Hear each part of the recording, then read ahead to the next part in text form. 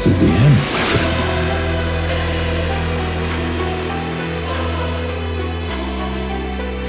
friend. Welcome to Trek Trav. I'm Trav, and we're doing Star Trek Picard Season 3 prep. First thing I want to talk about is Season 1 of Picard. I was super excited for Season 1, and I didn't think it was that bad. It was a bit slow, and it wasn't what I thought it would be, but if a program was that, then I'd be crazy. My favourite parts of it were exploring Picard more in depth, obviously seeing Riker and Troy. The new characters were good, and I think bringing back Jerry Ryan was brilliant. She somehow found her way back into sort of the TNG world. And I really enjoyed it. It wasn't as action-packed as I wanted, and it wasn't as cohesive as I wanted. But before it, I was really excited because Michael Chabon was coming on, and he was a pretty good writer. It just seemed, it was in that realm of, it was sort of the first sequel series to Star Trek Discovery, and it was set in a timeline that I grew up with. But the storyline overall, like Brent Spiner popping up as another Soong, was a bit like, okay, yeah, we get it. He's another Soong. Got it. We had that in Enterprise.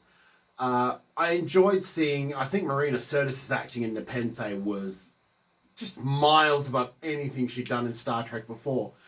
I think Patrick Stewart, although like appearing older, and he is quite an old man now, he obviously had his stamp on this, and this was his vision. There was a lot of things that sort of hinted towards Patrick Stewart's life, maybe where he is as an older man. And I didn't mind that Captain Picard had changed between Nemesis and Star Trek Picard, because people change over 20 years. Like, you're never the same person 20 years from now. That's not the way it works. Heroes can't stay the same. Captain Kirk was one of those heroes. He went from being a young captain to being an old captain, and by the end he was just like sitting in place. He was Captain Kirk, but he was also, they acknowledged his age as he grew older. The Next Generation crew, not so much. I think they didn't really hint at that, and this was a big jump from Nemesis to this, because Patrick Stewart doesn't look a lot older. They all look a lot older, barring LeVar Burton for some reason.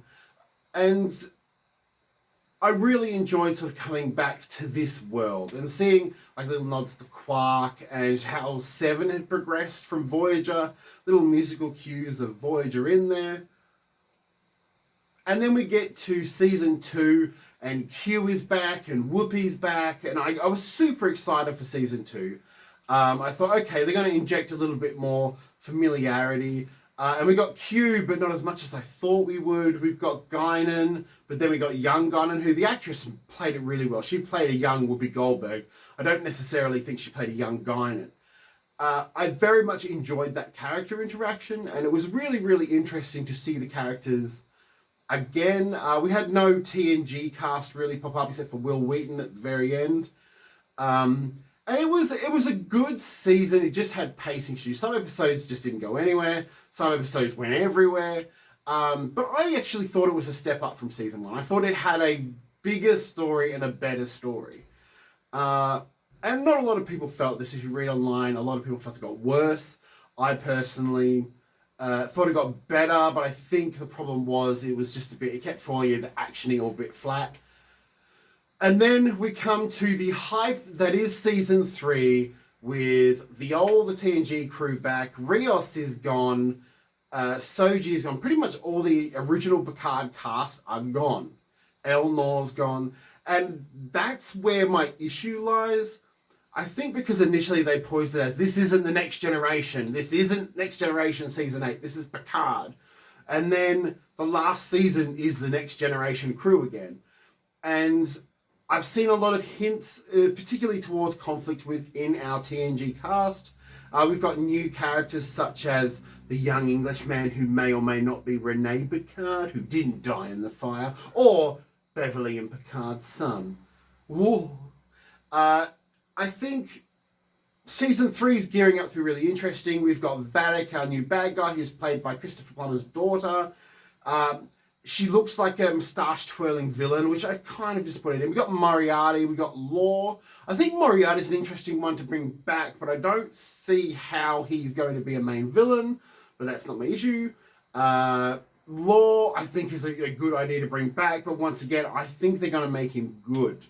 That is my theory for season 3. I just find that the hype this time is much more cautious. I'm watching and waiting for season 3 to air. There's fucking Trek reviewers all over the internet who've seen the first episode or the first 2 episodes. I personally didn't get anything like that. I'm in Australia, I can't see that. I see the trailers, I've seen the spoiler-free reviews, and they're all saying it's amazing. The problem is, I'm not holding out hope for it. I have excitement to see the TNG crew back together, but at the same time, it's kind of like seeing Picard ended after season 2, and this is TNG season 8. And it kind of makes me sad in that, because I think the characters from Picard season 1 and 2 had some legs to stand on, and they were good characters, and they were charming characters.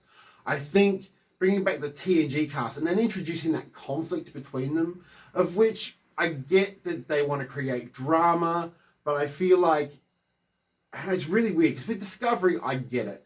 With the other Star Treks, I get it. With this, you've got the TNG cast, the last crew created by Gene Roddenberry, having conflict. And they don't really do that in any other sort of, I don't know, it just doesn't sit right with me, because they talk about it a lot. And I'm going, I don't want to see a lot of conflict. I want to see our crew overcoming the odds. And I'm sure that's what it will be.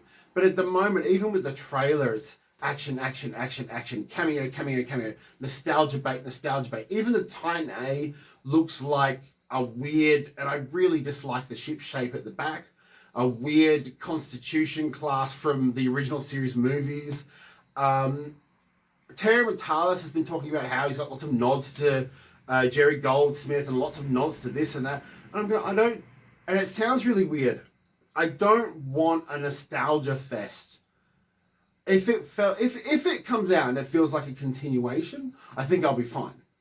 If it comes out and I feel like I'm just being fed remember berries, yes, I watch South Park, I think that's when I might get a little bit annoyed. But I am open to this season being amazing, but I'm not going to believe all the hype until I see it myself.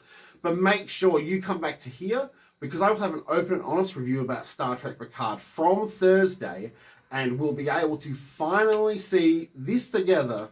I just think I'm really, really hoping for a good show, but I'm not holding my breath. Season 1 of Picard, I was like, oh, this is, I'm really enjoying this. This is nice. Season 2, I was like, okay, it's got a bit better, a bit messy, but a bit better. I'm hoping season 3 nails the landing, just for Patrick Stewart's sake, to be honest. I think Patrick Stewart is a great actor, and I think having this, like, who knows? He might pass. If this is the final season, I'd like to see it do well, just for the fact it's my TV family, essentially. So, what do you think about Star Trek Picard Season 3, the hype, Season 1 and Season 2? Make sure to put it in the comments. Like, comment, subscribe. It helps the algorithm. I'd love to reach 500 by the mid-year. So, come back more for Star Trek Picard reviews and reviews of all the shows, really, on Trek Trav.